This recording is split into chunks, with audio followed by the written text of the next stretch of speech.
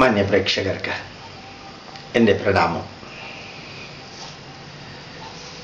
ഇന്ന് എന്ത് സന്ദേശമാണ് കൊടുക്കേണ്ടത് എന്നുള്ളതിനെക്കുറിച്ച് കുറച്ചു നേരം ആലോചിച്ചുകൊണ്ടിരിക്കുമ്പോഴാണ് ഇന്നലെ വൈകുന്നേരം TV-യിൽ ഒരു സിനിമ കണ്ടു.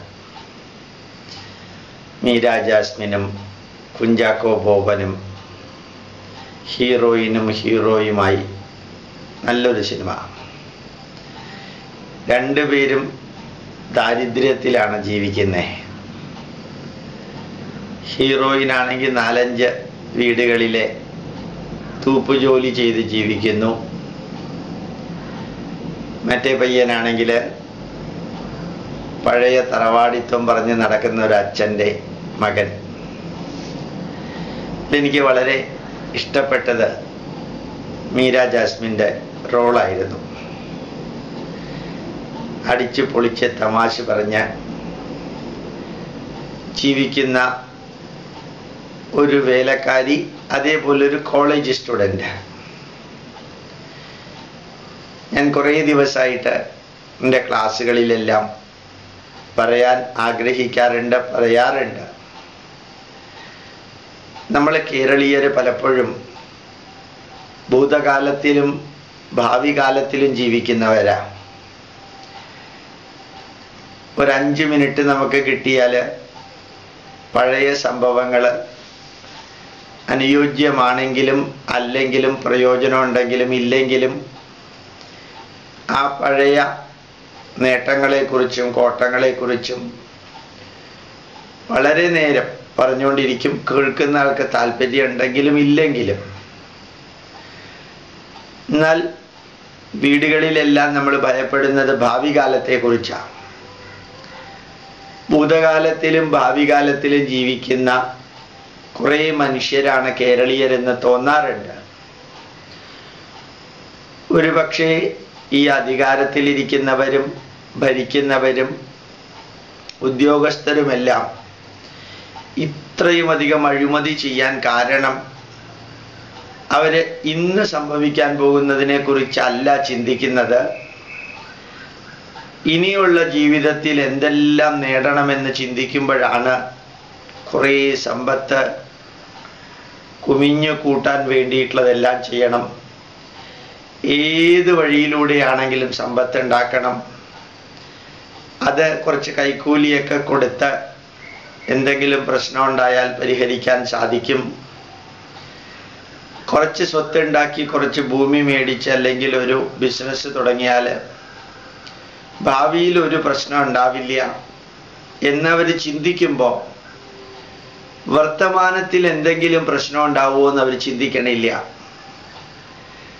അല്ലെങ്കിൽ എല്ലാ ദിവസത്തെയും പത്രം എടുത്ത് നോക്കിയാൽ കേന്ദ്രത്തിലെ ഏറ്റവും മുകളറ്റത്തിരിക്കുന്നവർ മുതൽക്ക് കേരളത്തിലെ ഏറ്റവും ചുവട്ടറ്റത്തിരിക്കുന്നവർ വരെ കൈക്കൂലിയുടെയും അഴിമതിയുടെയും സ്വജനപക്ഷപാതത്തിൻ്റെയും എല്ലാം പേരിൽ റിമാൻഡ് ചെയ്യപ്പെടുകയും കോടതിയിലെത്തുകയും അല്ലെങ്കിൽ അവരെ ചുറ്റിപ്പറ്റി അന്വേഷണം നടക്കുകയും കോടതി വിധി വരികയും എല്ലാം ചെയ്യുമ്പോഴും എനിക്ക് ഇതൊന്നും ബാധകമല്ല എന്ന രീതിയിലാണ് എല്ലാവരും ജീവിക്കുന്നത്. യക്ഷൻ ധർമ്മപുത്രരോടൊരു ചോദ്യം ചോദിച്ചു അത്രേ, ഈ ലോകത്തിലെ ഏറ്റവും വലിയ മഹാത്ഭുതം എന്ന് പറയുന്നത് എന്താണെന്ന്. ധർമ്മപുത്രര് താജ്മഹാളും ഹാങ്ങിങ് ഗാർഡനും ഈഫൽ ടവറും പിസാ ഗോപുരവും ഒന്നുമല്ല മഹാത്ഭുതം എന്ന് പറഞ്ഞത്. ധർമ്മപുത്രര് മഹാത്ഭുതം എന്ന് പറഞ്ഞത് അനുനിമിഷം ജീവജാലങ്ങളും മനുഷ്യരും മരിക്കുന്നത് നമ്മളെല്ലാവരും കാണുന്നുണ്ട്. എത്രയോ മരണം കാണുന്നു, കേൾക്കുന്നു, അറിയുന്നു. അപ്പോഴൊക്കെ നമുക്ക് മരണമുണ്ടെന്ന് നമ്മൾ ചിന്തിക്കണില്ല. നമ്മൾ വർത്തമാനകാലത്തെക്കുറിച്ച് ചിന്തിക്കണില്ല. ഇപ്പോൾ നമ്മളിവിടെ ജീവിക്കുമ്പോഴും എപ്പോൾ വേണമെങ്കിലും ഇന്ന് തന്നെ നമ്മുടെ മരണം ഉണ്ടായിക്കൂടെന്നൊന്നുമില്ല. ആ മരണമെന്ന പ്രതിഭാസം ഇല്ല എന്ന് ധരിച്ച് ഭാവിക്ക് വേണ്ടി വേണ്ടതും വേണ്ടാത്തതും എല്ലാം നമ്മൾ കുമിഞ്ഞു കൂട്ടുന്നു. ഹൈദരാബാദിൽ അടുത്ത കാലത്ത് പോയപ്പോൾ ഞാൻ താമസിച്ചിരുന്ന ദ്വാരക ഹോട്ടലില് 3 പേരുടെയായിരുന്നു ഹോട്ടല്. പുരുഷോത്തമ റാവു, മോഹൻ റാവു, സീതാരാമറാവു. വലിയ ഹോട്ടലാ. 450 മുറികളുള്ളതാണ് ആ ഹോട്ടല്. അവിടേക്ക് ഞാനൊരു കഴിഞ്ഞ 2 ആഴ്ച മുമ്പ് പോയപ്പോൾ ഈ 3 പേര് ഉണ്ടാക്കിയ സ്വത്ത്, കണക്കില്ലാത്ത സ്വത്ത്, ആ സ്വത്തിൻ്റെ പേരിൽ 3 പേരുടെയും മക്കൾ പരസ്പരം അടികൂടി കഴിഞ്ഞ 20 കൊല്ലമായിട്ട് അത്രയും വലിയ സ്ഥാപനം മാറാല പോലും അടിക്കാതെ കോടതി കേസിൽ പെട്ടിരിക്കുകയാണ്. മാതാപിതാക്കൾ ഉണ്ടാക്കിയ സമ്പത്ത് മക്കൾക്ക് എത്ര ഗതികേടായി എന്ന് സൂചിപ്പിക്കാൻ വേണ്ടി ഒരു ഉദാഹരണം പറഞ്ഞു എന്നേ ഉള്ളൂ. സമ്പത്ത് ഉണ്ടാക്കണ്ട, സ്വത്ത് ഉണ്ടാക്കണ്ട, സ്ഥലം വേണ്ട, നല്ല വീട് വേണ്ട, നല്ല വിദ്യാഭ്യാസം വേണ്ട, ഇങ്ങനൊന്നും ഞാൻ പറഞ്ഞിട്ടില്ല. ഇതിനു വേണ്ടി മാത്രം ഇന്ന് നമ്മുടെ മനസ്സും ശരീരവും ചിന്തയും എല്ലാം മാറ്റുമ്പോൾ നമ്മൾ ഇന്ന് എന്ന ദിവസം ജീവിക്കാൻ മറന്നു പോകുന്നു. ചിലർ ഇന്നലെകളിലെ മഹത്വവും തിന്മയും തികട്ടി അയവിറക്കിക്കൊണ്ടിരിക്കുമ്പോൾ ഭൂരിഭാഗവും നാളത്തേക്ക് വേണ്ടി എത്രയെല്ലാം ഉണ്ടാക്കിയാലും സംതൃപ്തരാകാതെ വീണ്ടും വീണ്ടും വീണ്ടും ഉണ്ടാക്കിക്കൊണ്ടിരിക്കുമ്പോൾ അവരോടെല്ലാവരോടും പറയാനുള്ളത്, ഈ സിനിമയിലെ ഒരു സന്ദേശമുണ്ട്. 5 വീട്ടിൽ ജോലി ചെയ്ത് ജീവിക്കുന്ന ആ പെൺകുട്ടി സന്തോഷത്തോടുകൂടിയാണ് ജീവിക്കുന്നത്, ചിരിച്ച് കളിച്ച് ആഹ്ലാദിച്ചാ ജീവിക്കുന്നത്. ആ ജീവിതം കണ്ടുകഴിഞ്ഞാൽ ആർക്കും ചിരി വരാതിരിക്കില്ല, സന്തോഷം തോന്നാതിരിക്കില്ല. എന്താ കാരണം അറിയോ? ഇന്ന് എന്നുള്ളത് നമ്മുടെ മുമ്പിലുണ്ട്. പ്രഗത്ഭരായ ധാരാളം വ്യക്തികൾ പറഞ്ഞിരിക്കുന്ന വരിയുണ്ട്. ഇന്നലെ എന്ന് പറഞ്ഞിരിക്കുന്നത് ക്യാൻസൽഡ് ചെക്കാണ്, നാളെ എന്ന് പറയുന്നത് അൺറിട്ടൺ ചെക്കാണ്, ഇന്ന് എന്ന് പറയുന്നത് ready cash in the hand.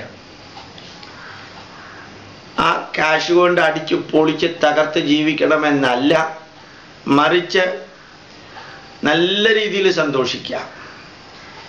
അതിനാദ്യം വേണ്ടത് അവനവൻ്റെ മനസ്സിനകത്ത് കുമിഞ്ഞു കൂടിയിരിക്കുന്ന പല ധാരണകളും തെറ്റിദ്ധാരണകളും മാറ്റുക.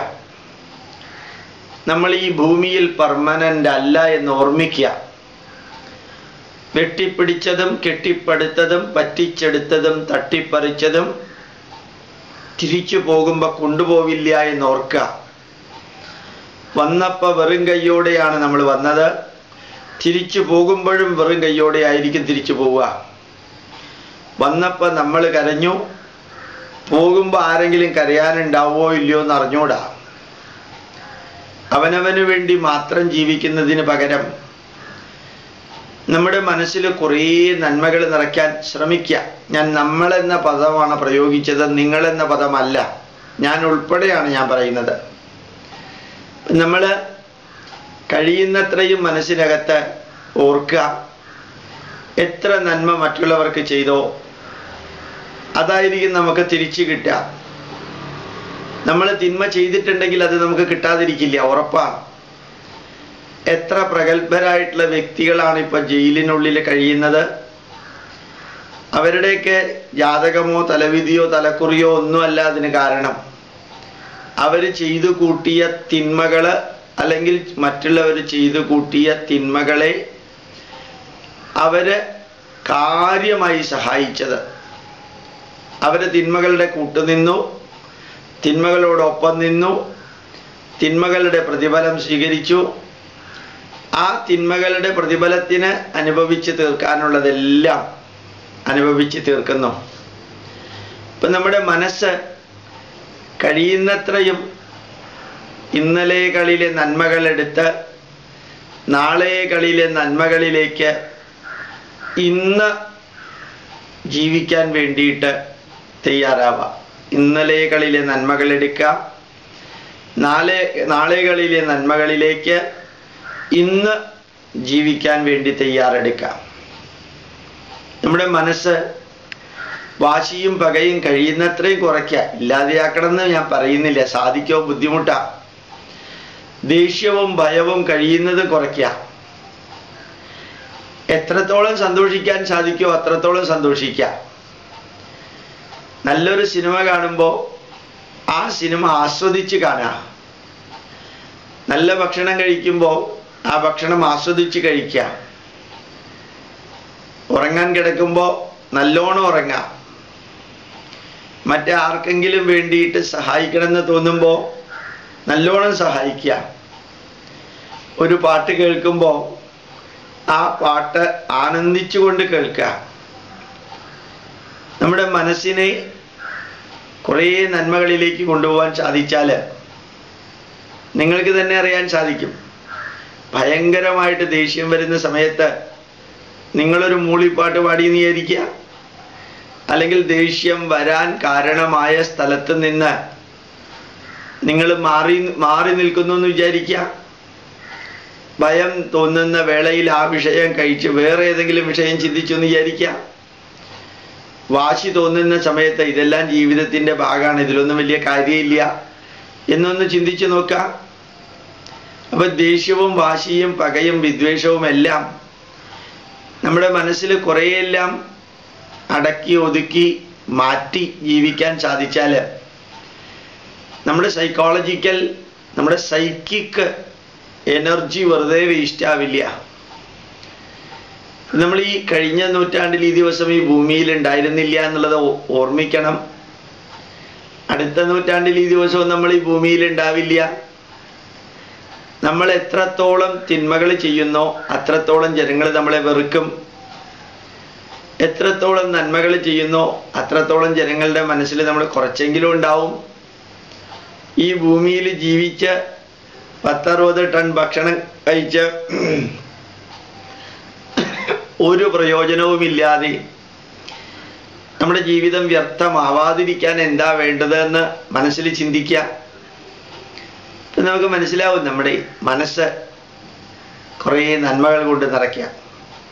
അതുപോലെ പലരും വളരെയധികം ഭയത്തോടു കൂടിയാണ് ജീവിക്കുന്നത്, ഞാൻ ഉൾപ്പെടെ. ഇപ്പം നമ്മളെപ്പോഴും മനസ്സിനോട് അറിയിക്കാനുള്ളത് ജീവിതത്തിൽ ഉയർച്ചയും താഴ്ചയും, ലാഭവും നഷ്ടവും, ചിരിയും കരച്ചിലും, വരവും പോക്കും, നല്ലത് പറയുന്നവരും ചീത്ത പറയുന്നവരും, ഇതെല്ലാം ഈ ജീവിതത്തിലുണ്ട്. ഇതൊന്നും പെർമനന്റും അല്ല. ഇന്നലെ നമ്മൾ നല്ലത് പറഞ്ഞ ആൾ നാളെയും നല്ലത് പറയണ നിർബന്ധമൊന്നുമില്ല.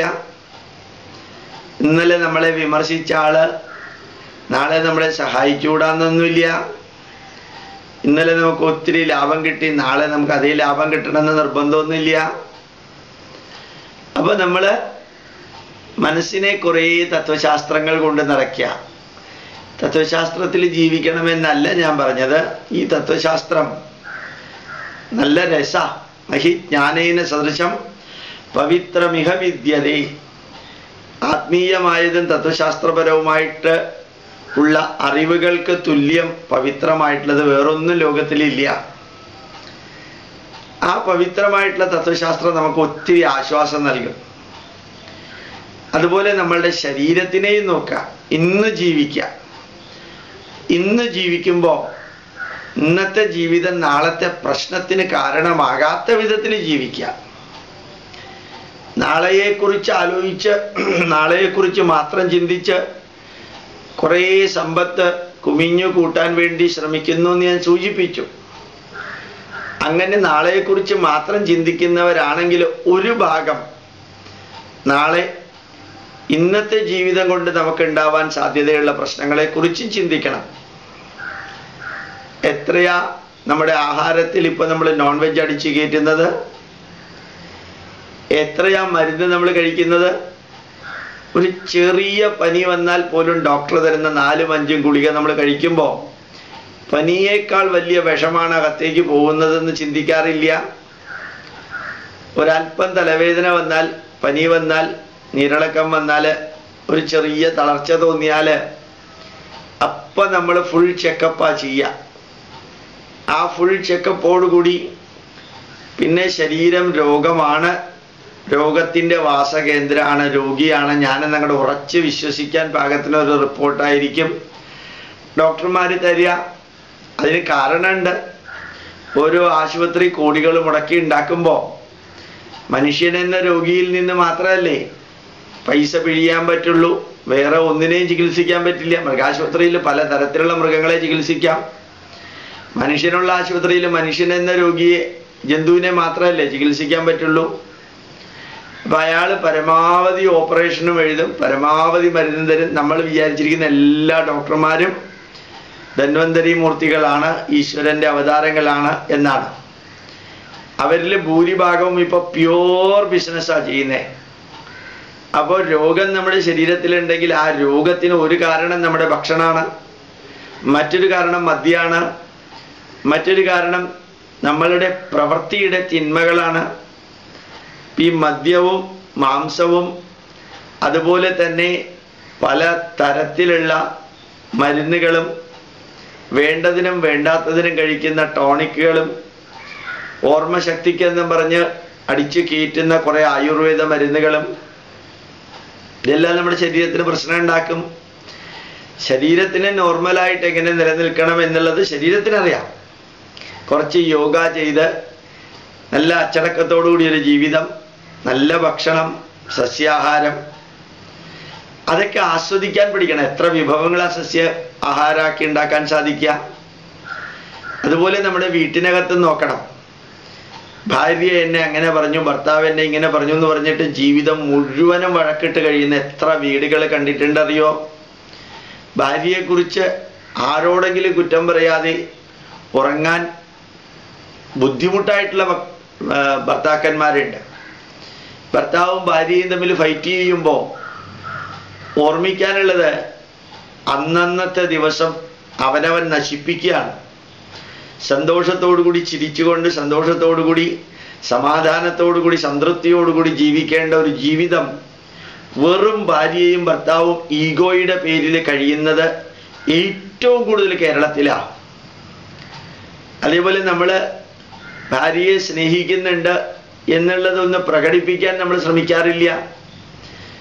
ഭർത്താവിനെ സ്നേഹിക്കുന്നുണ്ട് എന്നുള്ളത് പ്രകടിപ്പിക്കാറില്ല. അവരെ ഉള്ളിലാണ് നമ്മൾ വെച്ചുകൊണ്ടിരിക്കുന്നത് കേരളീയർ മുഴുവനും. മക്കളെ സ്നേഹിക്കുന്നുണ്ടെന്ന് അവരെ ബോധ്യപ്പെടുത്താൻ പറ്റണില്ല. മക്കൾക്ക് മാതാപിതാക്കളോട് സ്നേഹമുണ്ടെന്ന് ബോധ്യപ്പെടുത്താൻ പറ്റണില്ല. അപ്പോൾ ഉള്ളിലുണ്ടെന്ന് പറയുന്ന സ്നേഹം ഒന്നും പുറത്ത് കാണിക്കാതെ നമ്മളെല്ലാം കൂടി എങ്ങനെയൊക്കെയോ ജീവിക്കുന്നു. ജഗതീശ്വരൻ തന്നിരിക്കുന്ന നന്മ നിറഞ്ഞ മനസ്സിനകത്തെ നന്മ നിറഞ്ഞ ചിന്തകൾ, അതെല്ലാം നമുക്ക് ഈ ഷെയറിങ്ങും കെയറിങ്ങിലൂടെ എത്ര ഭംഗിയായിട്ട് നമുക്ക് വീട്ടിനകത്ത് അന്തരീക്ഷം ഉണ്ടാക്കാം. ഒന്ന് രണ്ട് നല്ല വാക്കുകൾ, ഭാര്യയോട് നീ ഉണ്ടാക്കിയ കറി നന്നായിട്ടുണ്ട്, നമുക്ക് ഒരുമിച്ച് ഭക്ഷണം കഴിക്കാം, ധൃതി പിടിച്ച് കഴിക്കേണ്ട ചില വാക്കുകൾ, നാളെ നീ ഇന്ന കറി ഉണ്ടാക്കണം, നീ അതുണ്ടാക്കുമ്പോൾ വളരെ ടേസ്റ്റ് ഉണ്ട്, മകനോട് മകളോട് നിന്നെപ്പോലൊരു മകനെ കിട്ടിയത് എൻ്റെ പുണ്യമാണ്, മകളെ കിട്ടിയത് എൻ്റെ പുണ്യമാണ്, നീ അടുത്ത് വരുമ്പോൾ എനിക്ക് ഭയങ്കര സന്തോഷമാണ്, നിന്റെ തലയിൽ കൈവച്ച് അനുഗ്രഹിക്കുമ്പോൾ അച്ഛന് ജന്മസാഫല്യം കിട്ടാറുണ്ട്, അമ്മയ്ക്ക് സന്തോഷം തോന്നാറുണ്ട്, നീ നല്ലോണം പഠിക്കുന്നുണ്ടെന്ന് തന്നെ ഞങ്ങൾക്ക് അഭിമാനമുള്ള കാര്യമാണ്, നിന്റെ കാര്യങ്ങളെല്ലാം നീ തന്നെത്താനെ നോക്കുന്നു, ഇങ്ങനെയുള്ള മക്കളെ കിട്ടുന്നത് പുണ്യമാണ്. ഈ മോട്ടിവേറ്റിംഗ് വാക്കുകൾ, അപ്രീഷിയേറ്റിംഗ് വാക്കുകൾ, എൻകറേജിങ് വാക്കുകൾ, ഡയറക്റ്റിംഗ് വാക്കുകൾ, ഗൈഡിങ് വാക്കുകളെല്ലാം നമ്മുടെ വീട്ടിലെ ഇടയ്ക്കിടയ്ക്കൊന്ന് ഉപയോഗിച്ച് നോക്കുക. ക്രിട്ടിസൈസിങ് വാക്കുകൾ ഒഴിവാക്കി നോക്കുക. അതുപോലെ തന്നെ കളിയാക്കുന്ന വാക്കുകൾ ഒഴിവാക്കി നോക്കുക. അപഹാസ്യമാം വിധം പറയുന്ന വാക്കുകൾ ഒഴിവാക്കി നോക്കുക. എവിടെയെങ്കിലും തെറ്റ് വരുത്തിയിട്ടുണ്ടെങ്കിൽ ഒന്ന് മാപ്പ് പറയുന്ന രീതിയിൽ പറഞ്ഞു നോക്കുക. എനിക്ക് അബദ്ധം പറ്റിയതാണ്, അറിയാതെ പറഞ്ഞതാണെന്നൊന്ന് പറഞ്ഞു നോക്കുക. ശരിക്കും നമ്മുടെ വീട്ടിൽ നമ്മൾ വിചാരിച്ചു കഴിഞ്ഞാൽ എന്ത് നല്ല അന്തരീക്ഷം ഉണ്ടാക്കാൻ പറ്റുന്നറിയോ? ഇടയ്ക്കൊന്ന് ഫോണിൽ വിളിക്കുക, മക്കളെയോ ഭാര്യയോ, നമ്മൾ ഓഫീസിൽ നിന്നോ അല്ലെങ്കിൽ വീട്ടിൽ നിന്ന് ഓഫീസിലേക്കോ എല്ലാം. ഒരു ഇടയ്ക്കൊരു തമാശ പറയാൻ ശ്രമിക്കുക. ഓരോ സിനിമ കാണുമ്പോഴും അതിൽ നിന്ന് ജീവിത മൂല്യങ്ങൾ പഠിക്കാൻ ശ്രമിക്കുക. ഇന്നലെ ഒരു കുട്ടി ശ്രാങ്ക എന്നൊരു സിനിമ കണ്ടു. അതിൽ ഓരോരുത്തരുടെയും വികാര പ്രകടനം കണ്ടപ്പോൾ മനുഷ്യ ജീവിതത്തിന്റെ ഡെമോൺസ്ട്രേഷനാ. സിനിമ നന്നായിരുന്നോ ഇല്ലയോ എന്നൊന്നും എനിക്കറിഞ്ഞൂടാ. പക്ഷെ അതിൽ അഭിനയിക്കുന്നവരുടെ ഓരോരുത്തരുടെയും മുഖം, ബോഡി ലാംഗ്വേജ്, വാക്കുകള് എനിക്ക് ശരിക്കും അത്ഭുതം തോന്നി. ഇത് ഈ കേരളക്കരയില്, ഞാനൊരു മലയാളിയല്ല, ഞാൻ കർണാടകക്കാരനാ. ഞാൻ പ്രാർത്ഥിക്കാറുണ്ട് ഒരു 10 ജന്മം ഉണ്ടെങ്കിൽ 10 ജന്മവും കേരളത്തിൽ തന്നെ കിട്ടണമെന്ന്. അങ്ങനെ ഞാൻ പ്രാർത്ഥിക്കാൻ കാരണം ഇതാണ്, ഈ മലയാള സിനിമയിലെ ഒറിജിനാലിറ്റി അത്ര രസമാണ്. എനിക്ക് മലയാള സിനിമയിൽ പലതും കാണാം. ഞാൻ ആ സിനിമ അനുഭവിക്കുകയാണ്, നിങ്ങളെ വളരെ ആസ്വദിക്കുകയാണ് പതിവ്. ഞാനാണ് സിനിമയ്ക്കകത്തുള്ള ആളെന്നുള്ള രീതിയിൽ അതിൽ കാണുന്ന ഓരോ കുടുംബ സന്ദേശവും പലപ്പോഴും ഞാൻ പ്രഭാഷണങ്ങളിൽ പറയാറുണ്ട്. കോളേജിലായാലും സ്കൂളിലായാലും ആശ്രമങ്ങളിലായാലും അമ്പലങ്ങളിലായാലും സിനിമാ കഥ പറയാത്ത പ്രഭാഷണം ഉണ്ടാവില്ല. കാരണം രാമായണത്തിലെ പുസ്തകം വായിച്ചിട്ട് രാമന്റെയും സീതയുടെയും ലക്ഷ്മണന്റെയും എല്ലാം ജീവിതാനുഭവങ്ങൾ നമ്മൾ അറിയുന്നത്. ഇതൊരു 1.25-2 മണിക്കൂർ കൊണ്ട് ഒരു വലിയ ജീവിതം മുഴുവനും നമ്മുടെ മുമ്പിൽ നിരത്തുകയാണ്. രസകരമായ വിധത്തില് സിനിമാ നിർമ്മാതാക്കള് എത്രയാ അതിൽ നിന്ന് പഠിക്കാനുള്ള. ഓരോ കുടുംബ ജീവിതത്തിലെ നന്മകളും പഠിക്കാതെ സിനിമ കണ്ട് മെക്കാനിക്കലി അത് കണ്ട് തള്ളുകയാണ് നമ്മൾ. മലയാളത്തിലൊരു വാക്കുണ്ട്, കളയുക. ഉണ്ട് കളയാം, ഉറങ്ങിക്കളയാം, എന്നാ പോയി കളയാം, അത് പറഞ്ഞു കളയാം അല്ലേ, അല്ലെങ്കിൽ അത് ചെയ്ത് കളയാം. ഈ കളയൽ അത് മലയാളത്തിൽ മാത്രമേ ഉള്ളൂ. വേറെ ലോകത്തിലെ ഒരു ഭാഷയിലും കളയുക, ഇങ്ങനെ കളയുക എന്നുള്ളതില്ല. പറഞ്ഞ് കളയുക, ഉറങ്ങിക്കളയുക, ചിന്തിച്ച് കളയുക, പ്രവർത്തിച്ച് കളയുക. ഇതെങ്ങനെ മലയാളത്തിൽ വന്നു എന്ന് എനിക്ക് അറിഞ്ഞൂടാ. ഞാനിത് പറയാൻ കാരണം സിനിമ കണ്ടു കളയാന്ന് പറയുന്ന മാതിരിയാ, കണ്ടിട്ട് അതങ്ങോട്ട് കളയുക. ഞാൻ നിങ്ങളോട് നേരത്തെ പറഞ്ഞ പോലെ ആ മീര ജാസ്മിൻ എന്ന് പറയുന്ന കുട്ടി, ഒന്നുമില്ലാത്ത കുട്ടി അടിച്ച് പൊളിച്ച് തകർത്ത് ജീവിക്കുന്ന കണ്ടപ്പോഴത്തേ അറിയാതെ നമ്മുടെ ബാല്യത്തില് മനസ്സ് പോവാണ് ചെയ്തത്. നമുക്ക് സാധിക്കണം സന്തോഷത്തോടെ ജീവിക്കാൻ. നമ്മുടെ വീട്ടിനകത്ത് നല്ല അന്തരീക്ഷം ഉണ്ടാവണം. എത്രയാ സഹോദരന്മാര്. ഒരു അഡ്വക്കേറ്റിനെ അടുത്ത കാലത്ത് കണ്ടപ്പോ അദ്ദേഹം പറയാണ് ഏറ്റവും കൂടുതൽ കോടതി കേസ് ഹിന്ദുക്കളുടെ വീടുകളിൽ നിന്നാണെന്ന്. ഏറ്റവും കൂടുതൽ കോടതി കേസ് ഹിന്ദുക്കളുടെ വീടിൽ നിന്നാണ്. അതും ജ്യേഷ്ഠാനുജന്മാര് തമ്മിലാണ് ഏറ്റവും കൂടുതൽ കേസുകൾ. എന്തിനായിരിക്കും? മിക്കവാറും അച്ഛനുണ്ടാക്കിയ പ്രോപ്പർട്ടിയിലായിരിക്കും.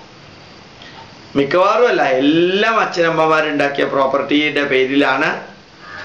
ഏത് ഒന്നാണോ മാതാപിതാക്കൾ സമ്പാദിച്ച് മക്കൾക്ക് ഭാവിയിൽ പ്രശ്നം ഉണ്ടാക്കരുതെന്ന് വിചാരിച്ചു കൊടുത്തത്, അത് തന്നെയാണ് മക്കൾക്ക് പ്രശ്നം ഉണ്ടാക്കുന്നത്. അത് തന്നെയാണ് മക്കൾക്ക് പ്രശ്നം ഉണ്ടാക്കുന്നത്. ഈശ്വരാനുഗ്രഹം കൊണ്ട് എൻ്റെ അച്ഛൻ ഒന്നും ഉണ്ടാക്കി വെച്ചിരുന്നില്ല. അതുകൊണ്ട് ആ പേരിൽ ഞങ്ങൾ വഴക്കിട്ടില്ല. ഈഗോയുടെ പേരിൽ അഭിപ്രായ വ്യത്യാസങ്ങൾ ഉണ്ടെങ്കിലും ഇതില്ല. ഇപ്പം ഞാൻ മാതാപിതാക്കളോട് പറയുന്നു, മക്കൾക്ക് വേണ്ടാത്തത് നിങ്ങൾ ഉണ്ടാക്കി വെക്കല്ലേ. അവരെ നല്ലോണം പഠിപ്പിക്കുക, അവർക്ക് നല്ല ജോലി കിട്ടും, അവർക്ക് ആവശ്യമുള്ളത് അവരുണ്ടാക്കും. നിങ്ങൾ ഉണ്ടാക്കി വെച്ച് അവർ തമ്മിൽ വഴക്കിടാൻ നിങ്ങൾ കാരണമാവരുത്. നമ്മുടെ വീട്ടിനകത്ത് നല്ല ഭക്ഷണം കഴിച്ച് നല്ല രീതിയിൽ ചിന്തിച്ച് നല്ലൊരു സഹവർത്തിത്വത്തിലൂടെ നമുക്ക് നിലനിൽക്കാൻ സാധിച്ചാൽ അതല്ലേ ഇന്ന് ജീവിക്കല്. Living on now, living today. But we are living yesterday and we are living on for tomorrow. നമ്മൾ ഇന്നലകളിലാണ് പലരും ജീവിക്കുക, നാളെകളിലാണ് ജീവിക്കുക. ഇന്നലത്തേതിനെ കുറിച്ച് ചിന്തിക്കേണ്ട എന്നല്ല, ഇന്നലത്തേതിന് ജീവിക്കരുതെന്ന് പറഞ്ഞു എന്നേ ഉള്ളൂ. നാളത്തേതിനെ കുറിച്ച് ചിന്തിക്കേണ്ട എന്നല്ല, നാളത്തേതിൽ ജീവിക്കരുത്. പലപ്പോഴും പലരും ഗവൺമെന്റിന്റെ നിയമങ്ങൾ എതിർക്കുന്നതും വിമർശിക്കുന്നതും അവനവന്റെ സൗകര്യത്തിന് അതെതിരാവും എന്നുള്ളത് കൊണ്ടാണ്. മറ്റുള്ളവൻ ഈ നിയമം കൊണ്ട് എന്ത് പ്രയോജനം എന്നല്ല ചിന്തിക്കുക. ഞാൻ ടാക്സ് കൊടുക്കാതിരിക്കാൻ എനിക്ക് സാധിക്കുമോ? അപ്പോൾ ഞാൻ ഇൻകം ടാക്സ് നിയമത്തെ എതിർക്കും. എനിക്ക് ഹെൽമെറ്റ് വെച്ച് പോവാൻ പറ്റില്ല, അതുകൊണ്ട് ഞാൻ ഹെൽമെറ്റിനെ എതിർക്കും. പക്ഷെ എനിക്ക് മറ്റുള്ളവർക്ക് ഞാൻ നിയമത്തെ പാലിക്കുകയാണെങ്കിൽ, നിയമം പാലിക്കുകയാണെങ്കിൽ എനിക്കും മറ്റുള്ളവർക്ക് എത്ര പ്രയോജനമുണ്ട് എന്നുകൂടി ഒന്ന് ചിന്തിക്കാൻ നമുക്ക് പറ്റാത്തത് നമുക്ക് എല്ലാത്തിനോടും പ്രതിഷേധമാണ്, നിഷേധാത്മകതയാണ്. മന്ത്രിമാരെടുക്കുന്ന തീരുമാനത്തിന് വേദന അനുഭവിക്കേണ്ടി വരുന്നത് മുഴുവനും സാധാരണക്കാരാണെന്നുള്ളൊരു ഗതികേട് കേരളത്തിൽ മാത്രമേ ഉള്ളൂ. തീവണ്ടി തടയുക, എന്നാലോചിച്ച് നോക്കുക, തീവണ്ടിയിലെ യാത്രക്കാരെന്ത് തെറ്റാ ചെയ്തേ? റോഡ് ഉപരോധിക്കുക, ബസ്സിലെ യാത്രക്കാരെന്ത് തെറ്റാ ചെയ്തേ? മന്ത്രിമാരുടെ തീരുമാനത്തിന് മന്ത്രിമാരുടെ വീട്ടിൽ ചെന്നിട്ട് പ്രതിഷേധിക്കണം. അതിന് പകരം റോഡ് തടയുക, അതുപോലെ തന്നെ ബന്ദ്, ഹർത്താല്. ഒരു വിമാനം വന്നിറങ്ങിയാൽ വിമാനത്തിലുള്ളവർ എങ്ങനെ വീട്ടിലേക്ക് പോകും? മനുഷ്യത്വരഹിതമായത് ചെയ്യാൻ കേരളത്തിലെ ജനത അവരെ പോലെ വേറെ ആരും ഇല്ല എന്ന് ചിലപ്പോൾ തോന്നാറുണ്ട്. ഇത് ഞാനിപ്പോൾ ഇവിടെ പറഞ്ഞത് നിഷേധാത്മകത, പ്രതിഷേധം, മറ്റുള്ളവനെ അവഹേളിക്കല്, മറ്റുള്ളവനെ കുറ്റപ്പെടുത്തല്, ഇതെല്ലാം നമ്മുടെ മനസ്സിനെയാണ് നെഗറ്റീവിലേക്ക് കൊണ്ടുപോകുന്നത്. അതുകൊണ്ട് നമുക്ക് ഇന്ന് ജീവിക്കാം, സന്തോഷത്തോടുകൂടി ജീവിക്കാം. ഇന്ന് പറഞ്ഞതും ഇന്ന് ചെയ്തതും നാളത്തെ ദുഃഖത്തിന് കാരണമാകാത്ത വിധത്തില് 7 തൊട്ട് 8 വരെ, ആ 7 തൊട്ട് 8 വരെ ആസ്വദിക്കാം, 8 തൊട്ട് 9 വരെ അത് ആസ്വദിക്കാം. തിന്മകൾ നാളെ പിന്നെ ഉണ്ടാവാത്ത വിധത്തിൽ ഇന്ന് ആസ്വദിക്കാം. അതിനിഷ്ടംമാതിരി വഴികളുണ്ട്. എത്ര രസാക്കാൻ ജീവിതം. അതിരാവിലെ 5 മണിക്ക് എഴുന്നേറ്റ് കിഴക്കൻ ചക്രവാളത്തിലേക്ക് നോക്കിയിരുന്നാൽ തന്നെ എന്തൊരു കാഴ്ചയാ! തണുത്ത കാറ്റ്, എന്തൊരു കാഴ്ചയാ! നല്ല അന്തരീക്ഷം, എത്രയാ അനുഭവിക്കാൻ സാധിക്കുക. നല്ല നല്ല കാഴ്ചകളുള്ള കേരളം, തരക്കേടില്ലാത്ത അത്രയും ആസ്വദിക്കാൻ സാധിക്കുന്ന ചുറ്റുപാടുകള്, തരക്കേടില്ലാതെ എല്ലാവർക്കും വീടുകളുണ്ട്. ജോലി ചെയ്യാൻ തയ്യാറായിട്ടുള്ളവന് സമ്പാദിക്കാൻ ഒരു വിഷമവും ഇല്ല. ഇത്രയും സ്വർഗസമാനമായ ഒരു കേരളത്തിൽ ജീവിക്കാൻ, ജനിക്കാൻ, വളരാൻ ഭാഗ്യം കിട്ടിയ നമുക്ക് ഇന്ന് ജീവിക്കാം. ഇന്ന് ജീവിക്കാം. വാശിയും പകയും ഭയവും തിന്മകളും ഒഴിവാക്കി നല്ല രീതിയിൽ ജീവിക്കാനുള്ളത് നല്ല ധർമ്മബോധത്തോടു കൂടി സമ്പാദിച്ച് പരിധിക്കപ്പുറം നാളത്തേക്കെന്ന് പറഞ്ഞ് വെക്കാതെ നമുക്ക് ജീവിക്കാൻ സാധിക്കട്ടെ എന്ന് പ്രാർത്ഥിക്കുന്നു. വെട്ടിപ്പിടിച്ചതും കെട്ടിപ്പടുത്തതും പറ്റിച്ചെടുത്തതും തട്ടിപ്പറിച്ചതും തിരിച്ചു പോകുമ്പോൾ കൊണ്ടുപോവില്ല. ഇന്നലെ നമ്മൾ ഈ കഴിഞ്ഞ നൂറ്റാണ്ടിൽ ഈ ദിവസം നമ്മൾ ഈ ഭൂമിയിൽ ഉണ്ടായിരുന്നില്ല. അടുത്ത നൂറ്റാണ്ടിൽ ഈ ദിവസവും നമ്മൾ ഈ ഭൂമിയിൽ ഉണ്ടാവില്ല. എത്ര കാലം ജീവിക്കുന്നു എന്നുള്ളതിനേക്കാൾ പ്രാധാന്യമുള്ളത് ജീവിക്കുന്നിടത്തോളം കാലം ധന്യമായി ജീവിക്കാൻ ജഗതീശ്വരൻ നിങ്ങളെ അനുഗ്രഹിക്കട്ടെ. പ്രണാമം, നമസ്കാരം.